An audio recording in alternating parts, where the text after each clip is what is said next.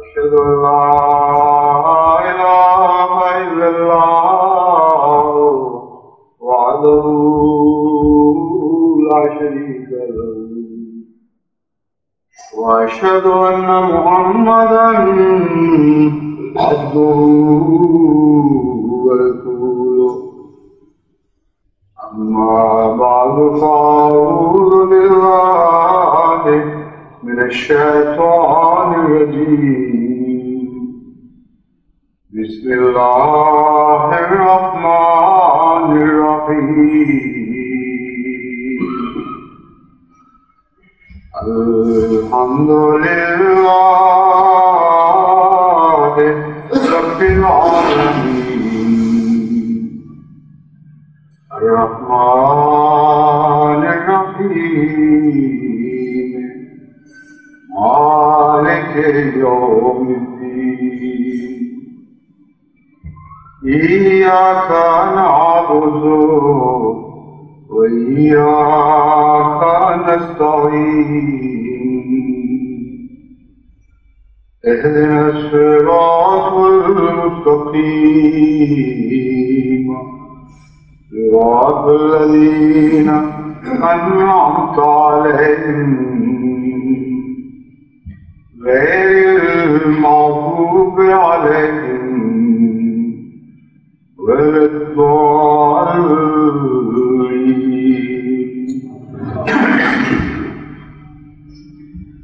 يا أيها الذين آمنوا استعينوا بالصبر والصلاة إن الله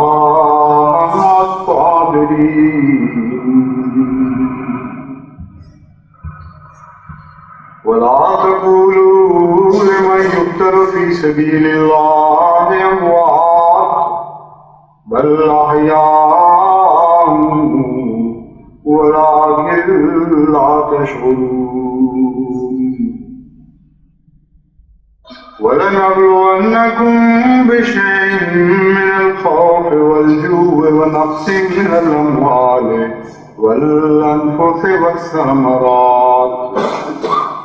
وبشر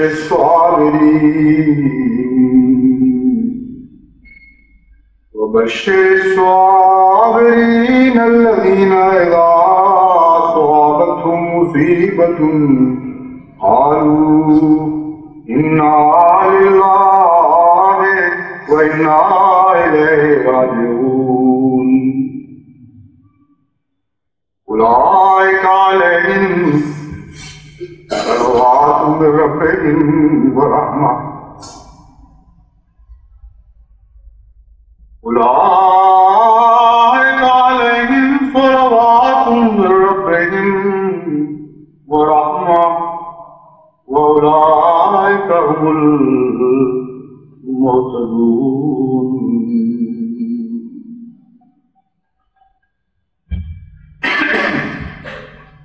آج کے خطبے میں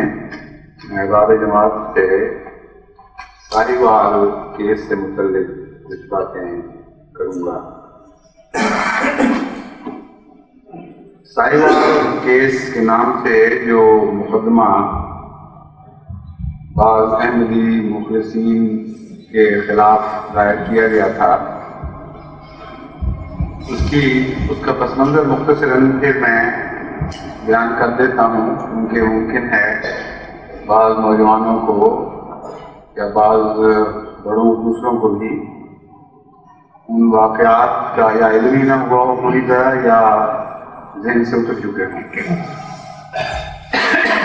26 اکتوبر 1984 کا یہ واقعہ ہے کہ ساہیوال کی مسجد میں صبح نماز کے بعد بعض مولویوں نے اور ان کے مدرسوں میں پڑھنے والے طلباء نے مل کر ہلہ بول دیا اور اپنے ساتھ وہ برش اور پینٹ وغیرہ لے کے آئے تھے تاکہ مسجد سے جہاں جہاں کلمہ شہادہ لکھا ہوا ہے اس کو مٹا دیں. چنانچہ باہر کی دیواروں پر اور باہر کے دروازے پر تو وہ مٹانے میں کامیاب ہو گئے، لیکن جب اندر مسجد کے دروازے میں جو اندر کا دروازہ ہے اس پر سے کلمہ مٹانے لگے، وہ چند نوجوان جو وہاں اس وقت موجود تھے انہوں نے مزاحمت کی اور یہ کہا کہ کسی قیمت پر بھی ہماری جان جائے ہم تمہیں اپنی مسجد سے کلمہ شہادہ نہیں مٹانے دیں گے۔ کیونکہ ان کی تعداد بہت زیادہ تھی، ایک نوجوان کو تو انہوں نے وہیں پکڑ لیا اور باقیوں کو قتل کی دھمکی دیتے ہوئے مسجد پر حملہ کر کے اندر داخل ہونے کی کوشش کی۔ اس وقت وہاں ایک احمدی نوجوان نے بندوق سے 2 فضائی فائر کیے تاکہ ڈر کے بھاگ جائیں، اور ڈر کر کچھ عرصے کی کچھ دیر کے لیے وہ بھاگ کے باہر نکل گئے، لیکن پھر انہی کے مولویوں نے ان کو کہا کہ یہ پٹاخے تھے، تم کس بات سے ڈرے ہو؟ چنانچہ وہ دوبارہ ہلہ بول کے اندر گئے۔ اس وقت اپنی جان کے خطرے کے پیش نظر یا اس اعلیٰ مقصد کے لیے کہ کسی قیمت پر بھی وہ مسجد احمدیہ سے کلمہ شہادہ کو نہیں مٹنے دیں گے، اسی نوجوان نے 2 فائر کیے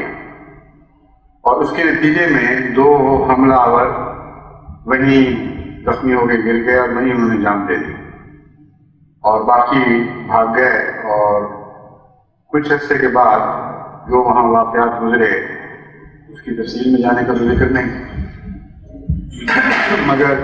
پولیس نے جو ملزم گرفتار کیے جن پر الزام بتایا گیا وہ 7 تھے، لیکن مقدمہ 11 کے خلاف درج کیا گیا۔ ان 7 میں سے 4 نوجوان وہ ہیں جو جہاں موجود تھے، لیکن عملاً فائر کرنے والا صرف ایک نوجوان ہے، اور باقی 3 کی طرف سے حملہ آوروں کو کسی قسم کی کوئی گزن نہیں پہنچی۔ باقی جتنے آدمی ہیں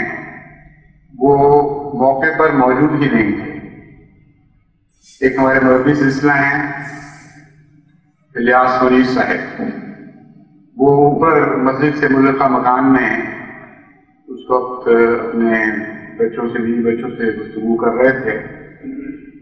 تو یا تلاوت کر رہے تھے، بہرحال گھر میں تھے۔ اس وقت ان کو جب فائر کی آواز آئی بندوق کے چلنے کی تو وہ نیچے آئے۔ اس وقت ان کو پہلی دفعہ معلوم ہوا کہ کیا واقعہ ہوا،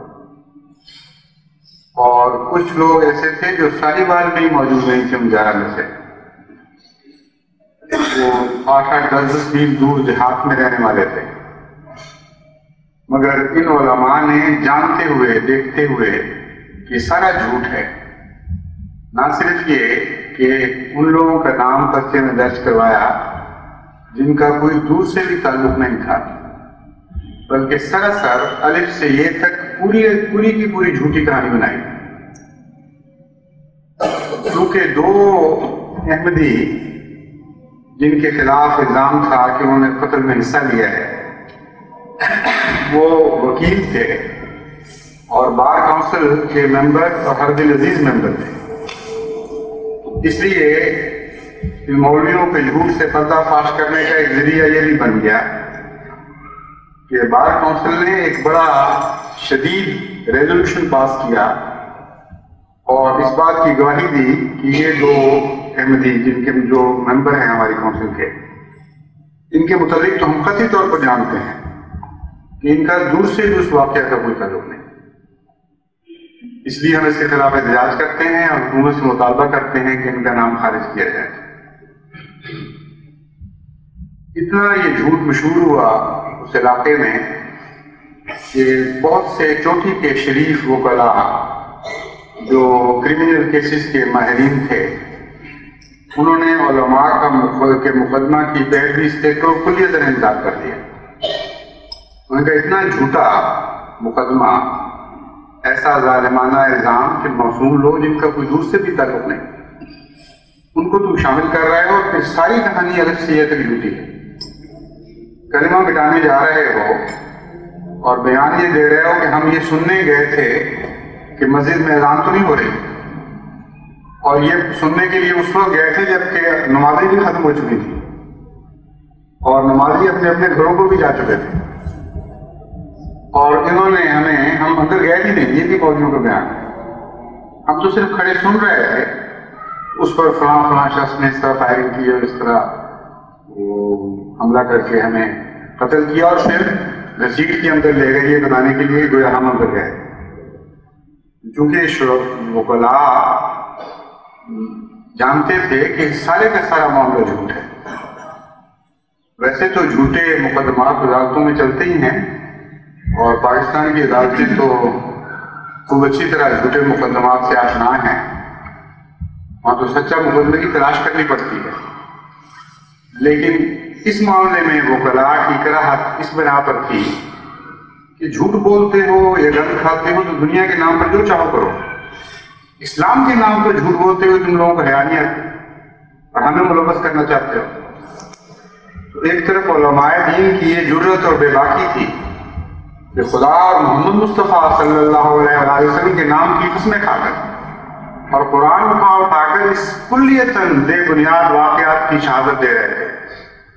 اور دوسری طرف وہ جن کو دنیا دار کہا جاتا ہے، یعنی عام وکلاء اپنی روزی کمانے والے جن کا ظاہری طور پر دین سے تعلق نہیں ہے، وہ حیا محسوس کر رہے تھے کہ اس مقدمے میں فیس لے کر بھی کسی طرح ملوث ہو جائے۔ چنانچہ ان کو پھر ثانوی درجے کے بلکہ ثالثہ درجے کے وکیل ڈھونڈنے پڑے، اور وہ بھی ایسے جو پہلے ہی انہی کی طرح تعصبات کے شکار تھے۔ وکیل تو بہرحال حکومت ہی مقرر کرتی ہے ایسے مقدمات میں، لیکن اس کی مدد اور اعانت کے لیے، کہانی بنانے کے لیے کس طرح کا پرچہ درج ہونا چاہیے، کس طرح بیانی ہونی چاہیے، ان ساری باتوں میں بہرحال ان کو وکلاء کی ضرورت ہے۔ دو آدمی، چار ان میں سے چونکہ جا چکے تھے اس علاقے کو چھوڑ کر، پہلے ان کو علم ہو گیا تھا، اس لیے ان پر تو حکومت پولیس قبضہ نہیں کر سکی، لیکن جو ساتھ تھے ان کو طرح طرح کے تشدد کا نشانہ بنایا گیا۔ بہت لمبی، کوئی 1.5 سال کا عرصہ یا اس سے زیادہ عرصہ ہو گیا تقریباً، بہت شدید تکلیفیں پہنچائی گئی، لیکن اللہ کے فضل سے وہ لوگ ثابت قدم رہے۔ اور جو دو وکلاء بعد میں پیش ہوئے ان کے متعلق جیسے کہ میں نے بیان کیا ہے، وہاں کے وکلاء کا اتنا زور تھا، اتنا دباؤ تھا حکومت پر، غیر حدیث سے ان کا حدیث سے کوئی بھی تعلق نہیں تھا۔ انہوں نے کہا ٹھیک ہے، جو ظلم کرنے ہیں دوسروں پر کرو، مگر ہم اپنی برادری پر ہاتھ نہیں ڈالنے دیں گے۔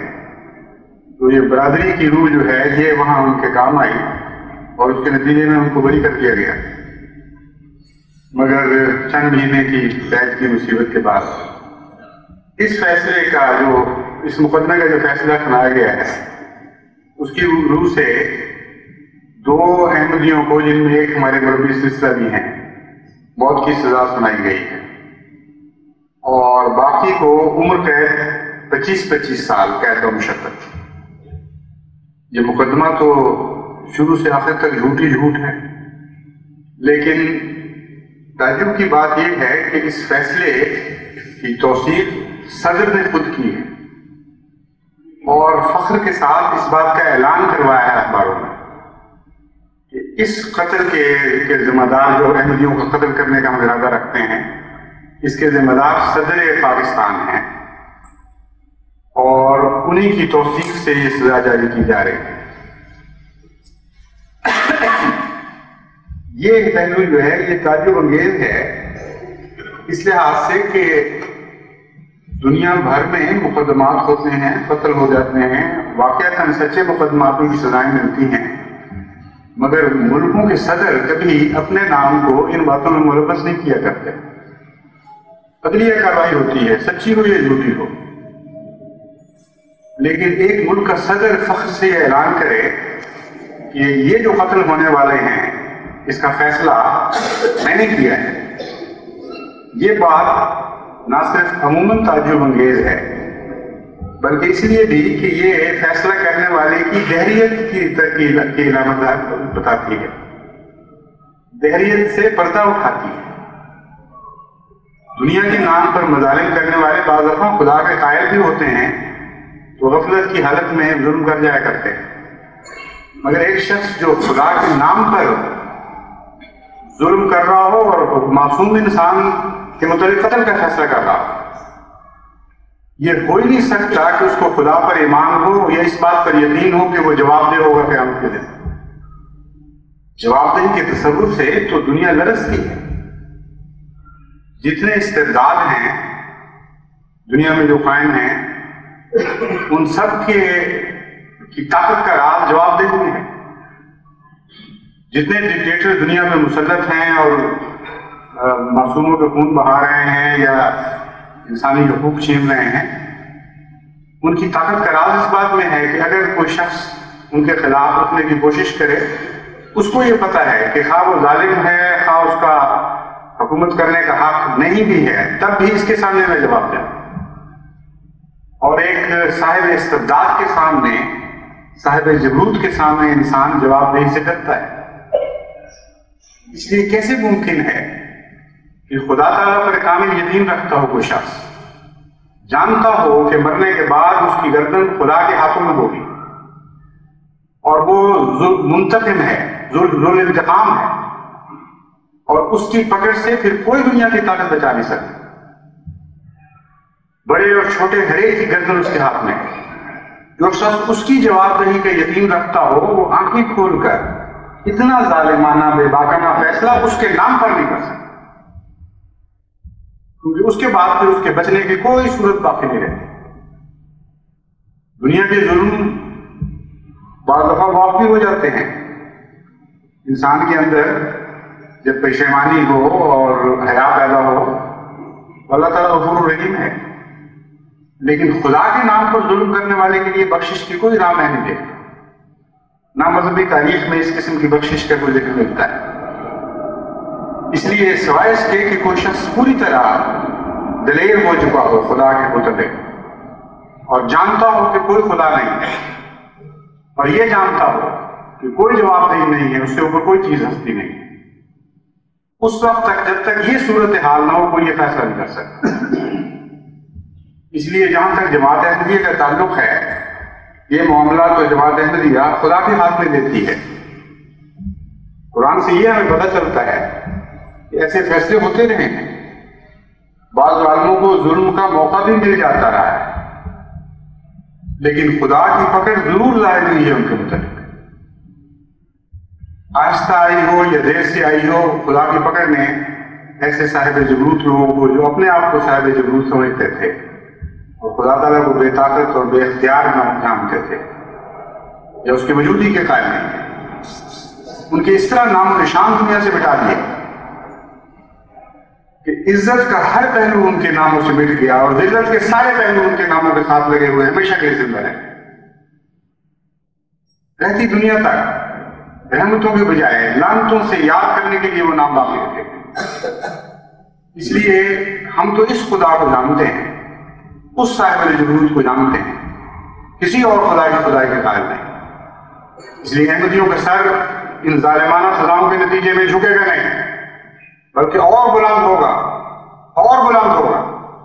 یہاں تک کہ خدا کی غیرت یہ فیصلہ کرے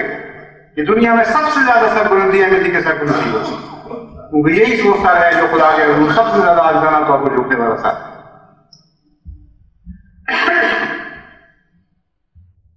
یہ جو دوبارہ عباسی کڑی میں ابھار آ رہا ہے، اب میں اس کے پس منظر سے متعلق کچھ باتیں بیان کر کے احباب جماعت کو ان کی ذمہ داریوں کی طرف متوجہ کرنا چاہتا ہوں۔ کچھ عرصے سے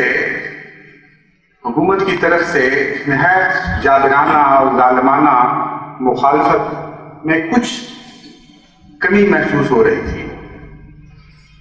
جیسے ایک آدمی تھک چکا ہو ایک ذلیل حرکت کرتے کرتے اور بالآخر اس کو چھوڑ رہا ہو، لیکن گزشتہ چند دنوں سے یہ ذلت اور یہ کمینگی پھر چمک اٹھی ہے۔ باسی کڑی میں جیسے ابال آتا ہے، ویسے ہی ایک دوبارہ اس احمدیہ دشمنی میں ایک نیا ولولہ پیدا ہو رہا ہے۔ گورنر بیان دے رہے ہیں،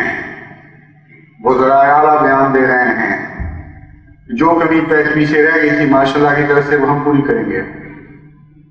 اور پہلے احمدیت نہیں مٹ سکی تھی تو اب ہم اسے مٹا کے چھوڑیں. اس کی وجہ کیا ہے آخر؟ کیوں اچانک بیٹھے بیٹھے ان کو دوبارہ یہ جوش اٹھا ہے؟ اس کی وجہ تو بڑی واضح ہے. بات یہ ہے کہ ایک عامر جب بھی حکومت پہ قبضہ کرتا ہے تو وہ جانتا ہے کہ اس سے اب پیچھے ہٹنے کی کوئی راہ نہیں. جانتا ہے کہ جب بھی وہ اترے گا اس کی گردن ان مظلوموں کے ہاتھ میں ہوگی جو پہلے اس کے ظلم کا نشانہ بن چکے ہیں. اس لیے عملاً وہ یہ فیصلہ کرنے کے بعد عامر بنتا ہے کہ اب میں نے کبھی اس طاقت کے مقام سے الگ نہیں ہونا اور کسی قیمت پر نہیں ہونا. اور ایسے لوگ بسا اوقات اپنی ایک حقیر جان بچانے کے لیے لکھوں کھا انسانوں کے خون سے ہولی کھیلتے ہیں. اسٹالن نے جتنے قتل کروائے ہیں اپنی جان بچانے کے لیے، یہ جانتے ہوئے کہ اگر میں نے ذرا بھی کمزوری دکھائی تو لازماً میں گولی کا نشانہ بنایا جاؤں گا اور جو میں ظلم کر چکا ہوں اس کے بدلے اتارے جائیں گے. اتنے قتل و خون کروائے ہیں کہ اب اگر جب ہم تاریخ پر نظر ڈالیں تو یقین نہیں آتا کہ یہ ہو سکتا ہے. ابتدا میں جب میں نے سنے وہ اعداد و شمار تو میں یہ سمجھتا تھا کہ مغربی پروپیگنڈا ہے، لیکن بعد ازاں جب روسی حکومتیں تبدیل ہوتی رہی اور اس بات کی توثیق کرتی رہی کہ اسٹالن نے واقعتاً لکھوں کھا انسانوں کو محض اس خوف سے قتل کروایا اس کے خلاف وہ بغاوت میں کھڑی کر دیں، تو اس وقت مجھے سمجھ آئی کہ ایک ڈکٹیٹر کو اپنی جان کے بدلے میں دنیا کی کسی جان کی کسی قدر کی کوئی قیمت نہیں ہوتی. اور یہی وہ دہریت ہے، یہی وہ نمرودیت ہے جس کا ذکر قرآن کریم میں بار بار ملتا ہے. ڈکٹیٹر خواہ مذہب کی دنیا میں ظاہر ہو یا غیر مذہبی دنیا میں ظاہر ہو، وہ سوائے اپنے کے کسی اور کو خدا نہیں جانتا، نہیں جان سکتا. اس کی نفسیات کے خلاف ہے. ڈکٹیٹر بننا ایک دہریت کے ساتھ ایسا گہرا تعلق رکھتا ہے کہ وہ دہریت اس کی ماں ہے جس کی آغوش میں ڈکٹیٹرشپ بنتی ہے.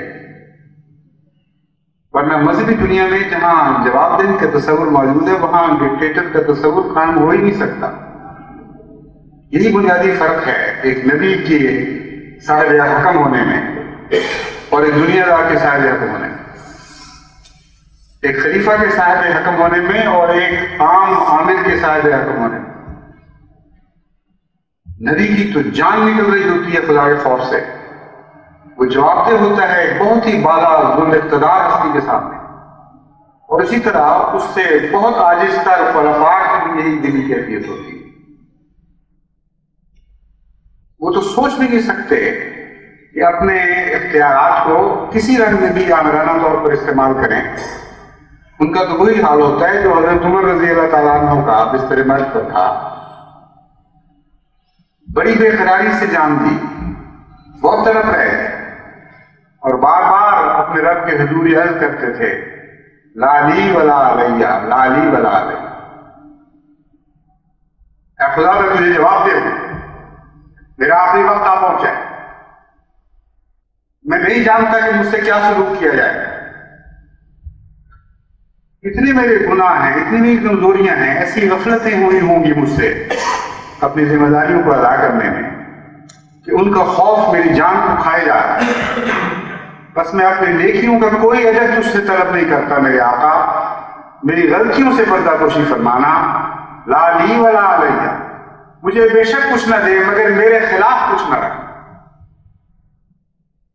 اس کیفیت کا آدمی جو اس کیفیت کے ساتھ زندہ رہا ہو اور اس کیفیت میں جان دے رہا ہو، وہ کیسے عامر بن سکتا ہے؟ بس دنیا کی عامریت کا دہریت سے تعلق ہے اور مذہبی بظاہر عامریت کا گہرا خدا سے تعلق ہے، اور دونوں میں تضاد اتنا زیادہ ہے کہ جیسے بود المشرقین ہو. دونوں کے اظہار بالکل مختلف ہو جاتے ہیں، دونوں کے طرز عمل بالکل بدل جاتی ہے. اور کوئی دور کی بھی مشابہت ایک دوسرے کے ساتھ نہیں رہتی. بس میں جب دنیا کی عملیت کی بات کرتا ہوں تو یہ قطعی اور لازمی حقیقت ہے کہ یہ دہریت کی گود میں پلتی ہے، دہریت کا دودھ پی کر جوان ہوتی ہے اور دہریت کی قبر میں ہی جان دیتی ہے. اور ایسے موقع پر ایک مومن کے لیے سوائے اس کے کوئی بھی راہ باقی نہیں رہتی کہ وہ کلیتاً ان معاملات کو اپنے رب کے سپرد کر دے اور یہ کہے کہ اے خدا ہم ہٹ رہے ہیں اس میں سے، اب تو جانے اور تیرے یہ سرکش بندے جانے جن کو بندہ ہوتے ہوئے بھی بندگی کی توفیق نہیں ملی، جو مقدس نام لے لے کر نہایت بھیانک اور گھنونے کام کرتے رہے اور ایک لمحہ بھی ان کے دل میں خوف خدا نہ آیا. اب تو جانے، تو مالک ہے اور تو خالق ہے اور یہ تیرے بندے کہلانے والے لوگ جانے. بس جماعت احمدیہ کا جہاں کا تعلق ہے وہ تو یہی ایک صورت ہے، لیکن ایسا شخص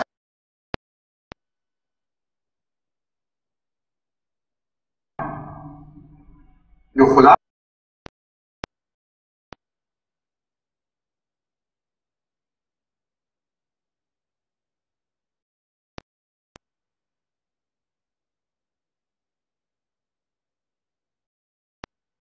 دوبارہ اس باسی کڑی کو ابالا ہے.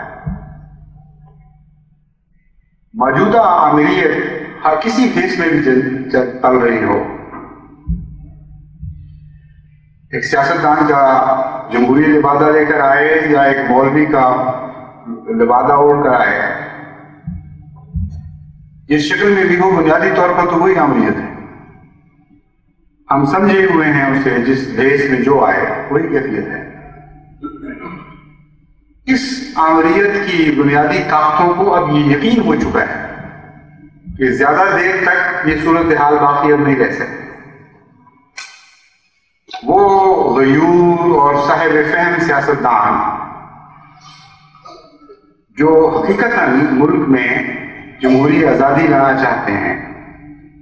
اور غیرت بھی رکھتے ہیں اور بصیرت بھی رکھتے ہیں، وہ تو حکومت سے باہر بیٹھے ہوئے ہیں اور جتنا وقت گزر رہا ہے ان کی بے چینی بڑھتی چلی جا رہی ہے.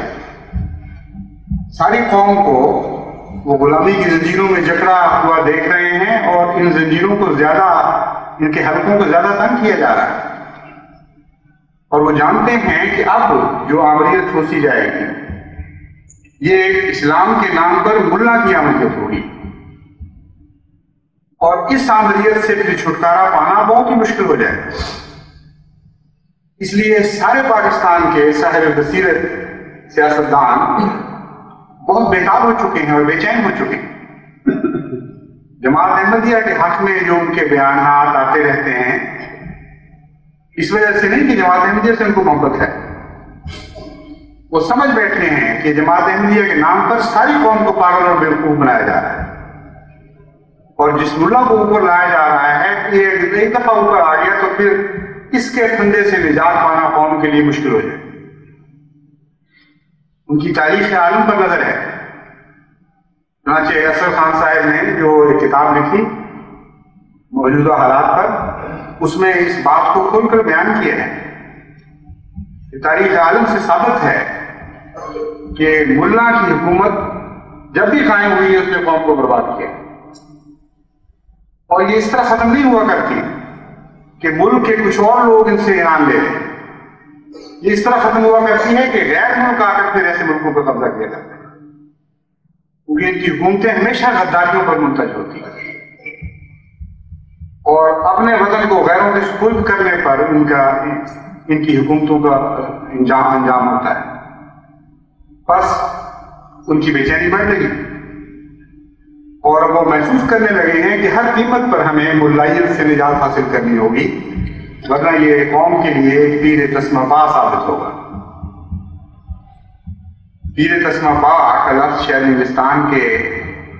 نوجوانوں کو سمجھنا ہے، اس لیے میں اس کی مختصر تشریح کر دیتا ہوں. سندباد جہازی کے قصوں میں ایک یہ بھی قصہ ہے، ایک ایسے جزیرے پر اس کا جہاز ٹوٹا جہاں کہیں انسان کی تو کوئی خوب نظر نہیں آتی تھی، کوئی اس کا وجود نہیں ملتا تھا، لیکن ویسے بہت زرخیز جزیرہ تھا، بہت پھل ہر قسم کی خدا تعالیٰ کی طرف سے طبی نعمتیں مہیا تھیں۔ وہ جزیرے میں بس گیا، پھل ول ہر چیز اچھی ملتی تھی، کھانے کو اچھی زندگی گزر رہی تھی، مگر تنہائی میں مصیبت ڈالی ہوئی تھی۔ ایک دفعہ گزرتے ہوئے اس کو ایک انسانی آواز آئی، اس نے دیکھا تو ایک درخت کے نیچے ایک بہت ہی بوڑھا آدمی جس کی سفید ریش زمین کو چھو رہی تھی اور سر کے بال بھی لمبے اور سفید تھے، ہاتھ میں تسبیح پکڑی ہوئی اور ذکر الہی میں گویا بظاہر ذکر الہی میں مصروف تھا۔ اس نے اس کو آواز دی، اس نے کہا کہ میاں ذرا ادھر آؤ، دیکھو میری ٹانگیں، ان ٹانگوں میں خود کھڑے ہونے کی طاقت نہیں ہے۔ اس نے دیکھا تو واقعی جس طرح ربڑ کی چیز ہو اس طرح وہ ٹانگیں لٹکی ہوئی تھی، ان میں واقعات میں کوئی طاقت نہیں۔ اس نے کہا میں تو دوسرے کے سہارے کا محتاج ہوں، اس لیے تم اتنا مجھ پہ احسان کرو کہ مجھے اپنے کندھے پر بٹھا لو تاکہ میں اپنے ہاتھ سے تازہ پھل توڑ کر کھاؤں اور یہ نہیں مزہ لوں جو ٹانگوں والے مزے لیتے ہیں۔ اس کو یہ کہانی سن کے بڑا رحم آیا،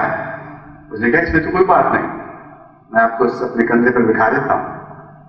تو دونوں ٹانگیں اس نے ایک اس طرف اور ایک اس طرف رکھ کے اس کو اپنے کندھے پر بٹھایا اور پھل کھلایا۔ جب وہ پھل کھا چکا اس نے کہا اچھا بابا میں آپ کو اتارتا ہوں۔ اس نے کہا اب تو نہیں میں اتروں گا، اب تو مجھے جو مزہ پڑ گیا ہے کسی کے کندھے پر سوار ہو کر پھل کھانے کا، میں اتنا ہی پاگل ہوں کہ اس مزے کو چھوڑ دوں، اس سے محروم رہ جاؤں۔ اب تو ہر حالت میں یہ ٹانگیں تمہارے گردن پہ کہار بنی رہیں۔ چنانچہ اس نے کس کر اس ٹانگوں کو پھندا بنا کے اس کی گردن میں ڈال دیا۔ جب وہ اس کو گرانے کا ارادہ کرتا تھا وہ پھندا اور زیادہ سخت ہو جاتا تھا، اور کہانی کے مطابق وہ ہمیشہ کے لیے ایک بوڑھا اس نوجوان پر سوار ہو گیا۔ ملا کی بھی کوئی ٹانگ نہیں ہے، حکومت کرنے کی کوئی ٹانگ نہیں، کوئی جواز نہیں ہے کہ یہ حکومت پر آئے، اس کو کوئی دنیا کے نظم و انسلام سے تعلق ہی نہیں، اس کو فہم ہی نہیں ہے کہ سیاست ہوتی کیا ہے، اس کو تقویٰ کا بھی علم نہیں، اس کو عدل کا بھی علم نہیں، اس کو انصاف کا کوئی تصور نہیں، دنیا کی جغرافیہ تک سے ناواقف ہے۔ آج تک یہ بھی نہیں مانتا کہ چاند پر بھی کوئی انسان پہنچ چکا ہے۔ اس قسم کا ملا جو نہ دین سے کا علم رکھتا ہو نہ دنیا کا علم رکھتا ہو، قرآن کریم کی وہ تفسیریں پڑھتا ہو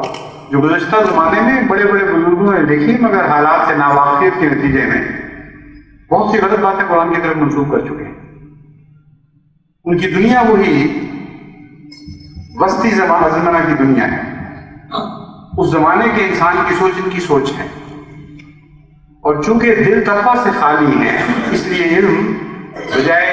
نیکی پھیلانے کے ظلم اور صفاقی پھیلانے کے لیے استعمال ہو رہا ہے۔ اپنے برتے پر ملا کبھی دنیا میں حکومت نہیں کر سکتا، کوئی قوم کبھی کسی ملا کی حکومت کو برداشت نہیں کر سکتی اگر اسے اختیار ہو چننے کا۔ اس لیے واقعتاً یہ مثال ان پر ثابت آتی ہے کہ ان کی اپنی ٹانگیں نہیں ہیں پھل کھانے کے لیے، ہمیشہ سے اس طرح زندگی گزاری کہ گرا ہوا پھل کھاتے رہے۔ ہمارے دیہات میں ہمارے شہروں میں ان کی حیثیت اس صدقہ خیرات زکوٰۃ کھانے والوں کی رہی ہے۔ بہت سے بعض میں شرفاء بھی ہیں، باغیرت بھی ہیں، اپنے پاؤں پر کھڑا ہونے بھی جانتے ہیں، لیکن انفرادی حیثیت سے انسٹیٹیوشن کے لحاظ سے ایک نظام کے اعتبار سے یہ ہمیشہ مرہون منت رہے ہیں دوسروں کی رحم دلی کا، اور جو رزق ان کی جھولی میں ڈالا گیا اسی پر غنیمت کی۔ ان کا بھی تو دل چاہتا ہے کہ اپنے پاؤں پہ کھڑے ہوں، لیکن پاؤں ہیں نہیں تو کھڑے کس پر؟ اس لیے اسلامی تاریخ میں ملا نے جب بھی پھل پر براہ راست ہاتھ ڈالنے کی کوشش کی ہے وہ دوسروں پر سوار ہوا ہے، اسلامی سیاستدانوں پر سوار ہوا ہے، اسلامی بادشاہوں پر سوار ہوا ہے، اور ان کے کندھے پر چڑھ کر اس نے پھلوں پر ہاتھ ڈالے، اور وہ تو یہ سمجھتے رہے کہ عارضی قصہ ہے، ہماری طرف سے اتنے احسان ہو رہے ہیں اس قوم پر تو کچھ اور صحیح، لیکن ہمیشہ ملاں پیر تسمہ پا بنا ہے قوموں کے، اور کبھی بھی اس نے پھر اپنے پھندے سے ان گردنوں کو آزاد نہیں کیا۔ کہانی کے مطابق وہ سیاح جو پیر تسمہ پاک کے پھندے میں جکڑا گیا تھا، اس کی نجات کا تو بظاہر سامان ہو گیا، لیکن بدقسمتی سے حقیقی دنیا میں ہم ان قوموں کی نجات کا کوئی سامان نہیں پاتے۔ جن لوگوں کی گردنیں ایک دفعہ ملا کے پھندے میں جکڑی گئی ہیں پھر وہ کبھی آزاد نہیں۔ یہی وجہ ہے، اور یہی وجہ ہے کہ آج ہمارا سیاستدان جو باشعور ہے اور باغیرت ہے اور باحیا ہے، جس نے اس حکومت کے سامنے سر جھکانے سے ہر قیمت پر انکار کر دیا، وہ کلیتاً گفت و شنید سے مایوس ہو چکا ہے اور جانتا ہے کہ ساری قوم کو لے کر اسے گلیوں میں نکلنا پڑے گا۔ ایک خونی سے اپنے ملک کو آزاد کروانے کے لیے خون کی قربانی دینی ہوگی، اور اس کے سوا کوئی چارہ باقی نہیں رہا۔ ان حالات کو موجودہ وقت کے حکمران بھی دیکھ رہے ہیں، اور وہ سیاستدان بھی دیکھ رہے ہیں جنہوں نے اپنے اصول کو بیچا ہے چند دن کی حکومت کے لیے اور عامر سے تعاون کیا۔ اس لیے وہ مجبور ہیں کہ اس توجہ کو بٹانے کے لیے، اس کا رخ موڑنے کے لیے کچھ اور فساد کھڑے کیے جائیں، اور جماعت احمدیہ سے بہتر ان کو اور کوئی سہارا نہیں مل رہا۔ ایک اور بھی ہے، وہ ہے شیعہ ازم کا، اور پاکستان کے اخبارات پر نظر ڈالنے سے معلوم ہو رہا ہے کہ شیعہ ازم کو بھی ابھارنے کے لیے پوری کوشش کی جا رہی ہے، کیونکہ وہ جانتے ہیں کہ اب تک احمدیوں کے متعلق جو کچھ بھی کھیل کھیلے گئے ہیں عوام باخبر ہو چکے ہیں اور پوری طرح اٹھ نہیں سکے جیسا کہ ان کو توقع تھی۔ لیکن یہ سمجھتے ہیں کہ ایرانی حکومت کی شیعہ حکومت کی سنی حکومتوں سے لڑائی کے نتیجے میں بالعموم شیعہ اور سنی عالم بٹے ہوئے ہیں اور ایک دوسرے کو نفرت کی نگاہ سے دیکھ رہے ہیں، خوف کی نگاہ سے دیکھ رہے ہیں۔ اس لیے وہ سمجھتے ہیں کہ شیعہ سوال اگر اٹھایا جائے تو ہو سکتا ہے ہماری جان چند دن اور کیسرے کردار تک پہنچانے والوں کے اتحاد سے بچ جائے۔ اس لیے بے اختیار اور مجبور ہوئے ہیں اس بات کے لیے کہ کوئی بہانہ ڈھونڈے ملک میں، کوئی ایسے فساد برپا کریں جس کے نتیجے میں قوم کی توجہ بڑھ جائے اور قوم سیاستدانوں کے ہاتھوں میں آنے کی بجائے ہمارے ہاتھوں میں اور ملا کے ہاتھوں میں کھیلے۔ اس کا کیا انجام ہوگا وہ تو واضح ہے، کیونکہ ہماری تو قرآن کریم کی تاریخ پر نظر ہے۔ ہم اس انجام کو اسی طرح دیکھ رہے ہیں جیسے ماضی کو دیکھا کرتے ہیں، لیکن ان کو نظر نہیں آ رہا، اور یہی کوشش کر رہے ہیں کہ جس طرح بھی ہو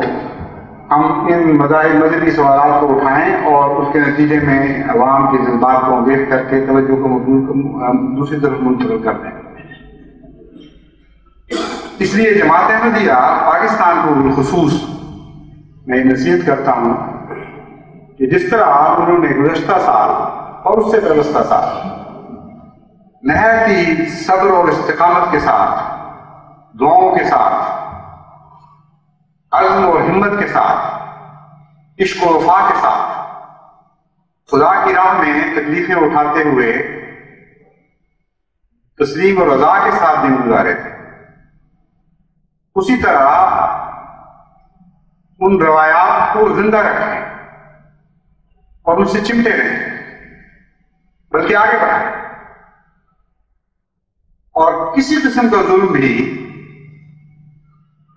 جس کی کوئی بھی انتہا ہو سکتی ہے وہ حکومت کی طرف سے توڑا جائے یا عوام کی طرف سے ظاہر ہو،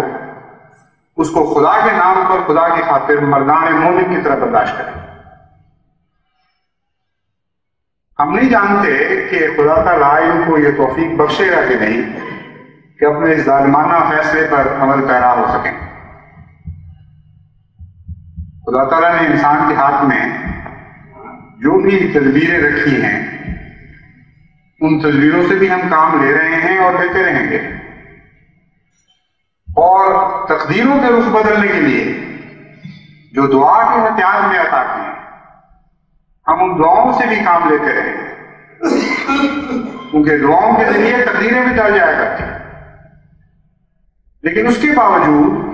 خدا کی مرضی بہرحال غالب رہے۔ اگر خدا نے کسی قوم کو شہادت کی سعادت عطا کرنے کا فیصلہ کر لیا ہے تو ہم اس کی ہر رضا پر راضی رہیں گے۔ لیکن میں جماعت احمدیہ پاکستان کو یاد دلاتا ہوں کہ اگر یہ شہادت ان کے مقدر میں لکھی جا چکی ہے تو وہ پہلے سے زیادہ عزم و حوصلے کے ساتھ اس بات کا عہد کریں کہ جس طرح ان نوجوانوں نے اپنے عہد کو پورا کیا اور خدا کی خاطر اپنے پیارے بیوی اور بچوں سے منہ موڑا، موت کی آنکھوں میں آنکھیں ڈال کر اس کو دیکھا اور اسے خدا کے نام پر قبول کرنے کے لیے تیار کیا، اور یہ فیصلہ کیا کہ کلمہ شہادت کی عزت اور ناموس پہ حرف نہیں آنے دیں گے، ان کی گردنیں ایک تخت دار پر چڑھا لٹکا دی جائیں، اور یہ فیصلہ کیا کہ وہ اپنے بیوی اور بچوں کی یتیمی اور یتیمی کو قبول کر لیں گے، لیکن یہ نہیں قبول کریں گے کہ خدا کی عبادت کا ان کو دنیا کے ذلیل انسان اپنے گندے پاؤں تلے روندے اور ان کی عصمت کے ساتھ کھیلے۔ انہوں نے یہ فیصلہ کیا کہ ہر حال میں، ہر قیمت میں، ہر قربانی دیتے ہوئے ہم کلمہ طیبہ کی حفاظت کریں گے اور اپنی مسجدوں کی ناموس کی حفاظت کریں گے۔ بس انہوں نے تو اپنی راہیں متعین کر دی، منہم من قضیٰ نحبہ کے فیصلے کو پورا کر دیا۔ اے پیچھے رہنے والے، کیا تم ان راہوں سے پیچھے ہٹ جاؤ گے؟ اے پیچھے رہنے والے، کیا تم ان آگے بڑھنے والوں کو ہمیشہ کے لیے خالی چھوڑ دو گے؟ آج تم پر دو ہی ذمہ داری عائد ہوتی ہے، ان خدا کی خاطر مصیبتیں برداشت کرنے والوں کے ساتھ وفات کا تقاضا ہے، محمد مصطفیٰ صلی اللہ علیہ وسلم اور قرآن اور خدا کے ساتھ وفات کا تقاضا ہے کہ ان راہوں سے نہیں پیچھے ہٹنا ہے، قدم بھی پیچھے نہیں ہٹنا، آگے بڑھنا ہے۔ اگر 40 لاکھ احمدی کی دہشت دنیا پاکستان کی گلیوں میں کتے نہیں گھسیٹتے پہ تب بھی میں تم کو تاکید کرتا ہوں،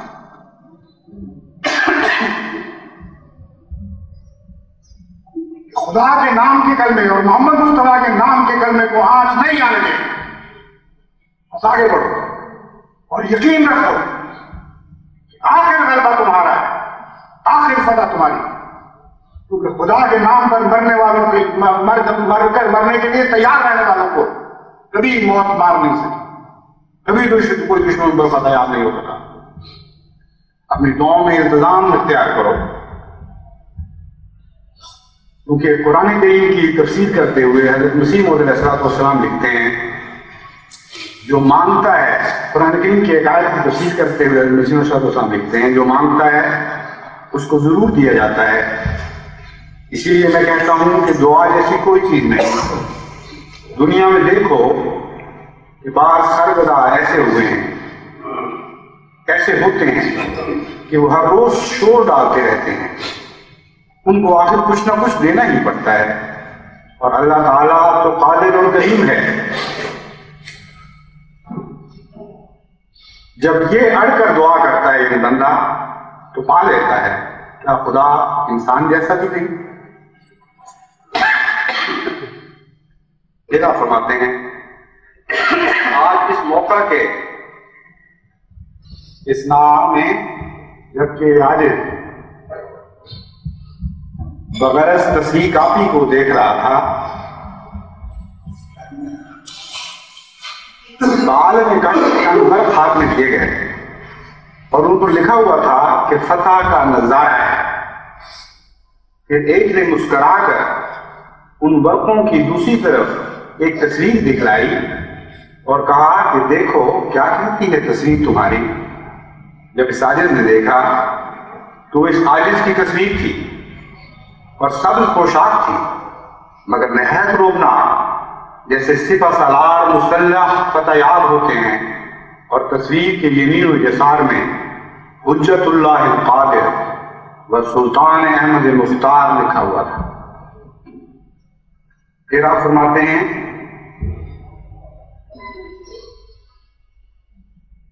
کہ آپ کو اللہ تعالیٰ نے بطور وحی کچھ اسماء عطا فرمائے، کچھ لقب دیے، ان میں سے ایک یہ تھا عبد القادر رضی اللہ عنہ، رضوانہ اللہ اکبر۔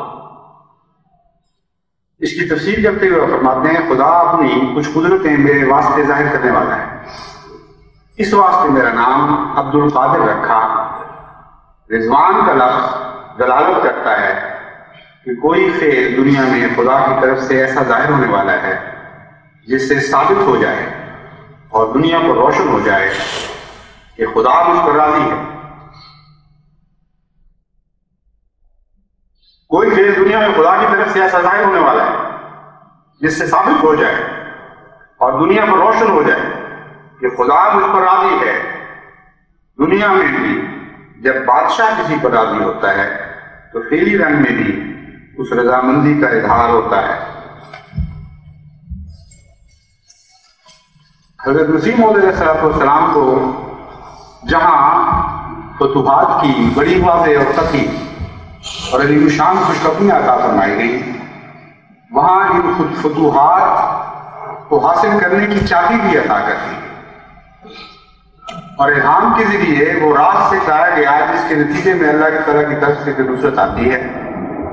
اور خدا کے پاک بندوں کے لیے پھر عظیم الشان کام کر کے دکھاتی ہے۔ اور وہ الہام یہ ہے کہ اٹھو نمازیں پڑھیں اور قیامت کے نمونے دیکھیں۔ بس میں احمدیوں سے یہ کہتا ہوں کہ اٹھو اور نمازیں پڑھو، یہی تمہارے ہتھیار ہیں۔ تم ان ہتھیاروں کو، ان روحانی ہتھیاروں کو استعمال کرو، پہلے سے بڑھ کر خدا کی عبادتوں میں شغف دکھاؤ، پہلے سے زیادہ بڑھ کر ان عبادتوں میں اپنے دلوں کو نرم کرو، اپنی روحوں کو گلاب کرو اور خدا کے حضور وہ گریہ کا شور مچا دو۔ خدا کے حضور اپنی عاجزی اور درد کی حالت اور بے کسی کی حالت کو پیش کرو اور پھر دیکھو کہ خدا کی قسم حضرت مسیح علیہ السلام کا الہام تمہارے حق میں بھی پورا کر کے دکھایا جائے۔ اٹھو نمازیں پڑھیں اور قیامت کے نمونے دیکھیں اپنے ان پاک بندوں کے لیے جو خدا کی عبادت کا حق ادا کرتے ہیں۔ اللہ ضرور دنیا کو قیامت کے نمونے دکھایا کرتا ہے اور یہ وہ قیامت کے نمونے ہوتے ہیں جن میں پھر آرام تبدیل کر دی جاتی ہیں اور بڑے بڑے عظیم شان روحانی انقلاب برپا کیے جاتے ہیں۔ بس اس دن کے منتظر رہو اور کامل یقین کے ساتھ اس دن کے منتظر رہو، دعا پر پنجہ مارو اور خدا پر توکل کے سے ایک لمحہ بھی کبھی متزلزل نہ ہو۔ یقین رکھو کہ رب محمد صلی اللہ علیہ وسلم آج ہمارے ساتھ ہے اور ہمارے ساتھ ہی ہے۔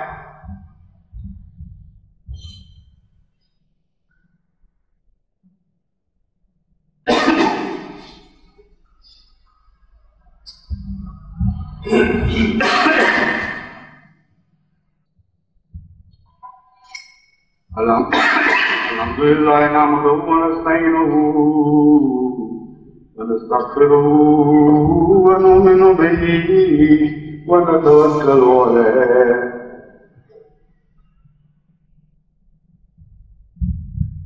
ونعوذ باللہ من شرور انفسنا ومن سیئات اعمالنا من یهده اللہ فلا مضل له ومن يضلله فلا هادي له ونشهد ان لا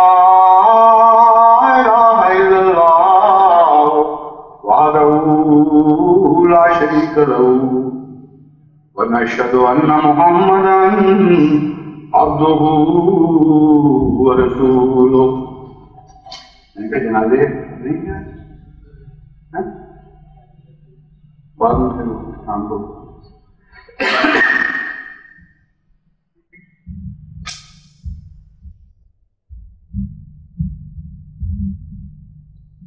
عباد اللہ رحمكم اللہ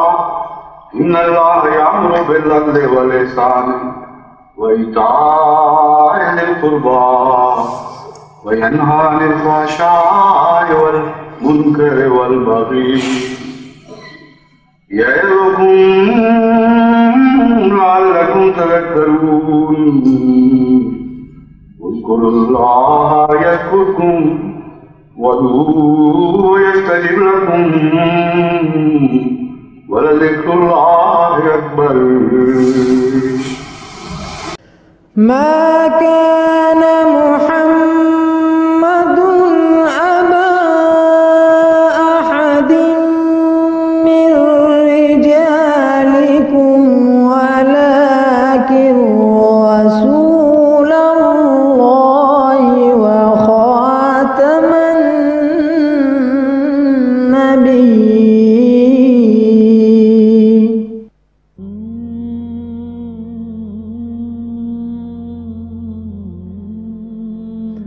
اور اب ناظرین ہمارے آج کے براڈ کاسٹ اسکیڈول کا اگلا programme.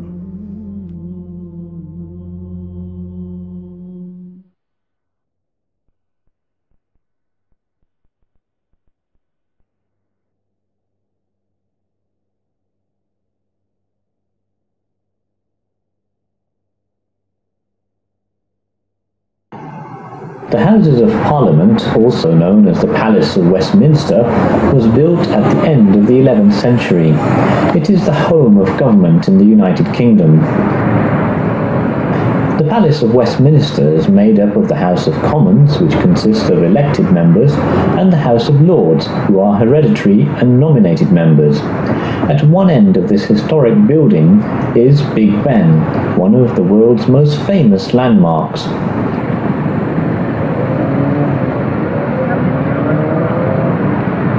The main functions of Parliament are to examine proposals for new laws, provide by voting for taxation, and the means of carrying on the work of government, government policy, administration, including proposals for expenditure, and, more importantly, to debate major issues of the day.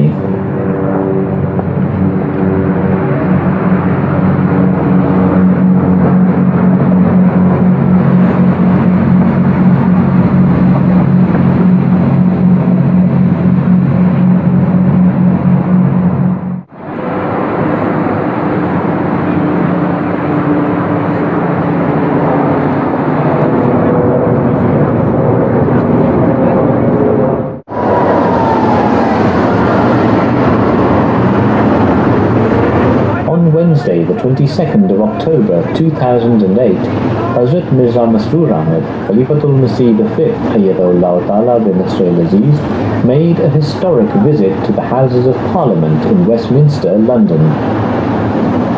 Hazur was the guest of honour for a Khilafat centenary reception hosted by Justine Greening, the Member of Parliament for Putney. Hazur's entourage arrived at Portcullis House, next to the Houses of Parliament,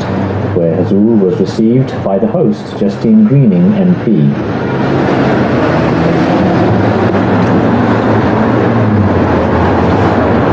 From there, the entourage made its way to the House of Commons.